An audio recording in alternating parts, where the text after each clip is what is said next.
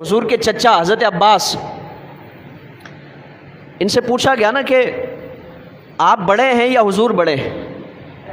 ان پاکیزہ بارگاہوں کے لیے، حضور کے لیے، حضور کے صحابہ کے لیے، حضور کے اہل بیت اطہار کے لیے ہمارے الفاظ کا انتخاب کیسا ہونا چاہیے، چناؤ کیسا ہونا چاہیے؟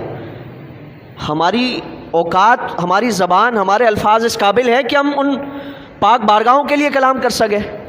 یہ تو اللہ تعالیٰ نے ہمیں توفیق عطا فرمائی ہے، تو ہم اپنی اوقات میں رہ کر کلام کریں، ہم اپنی حیثیت میں رہ کر کلام کریں، اپنی اوقات سے باہر نہ جائیں۔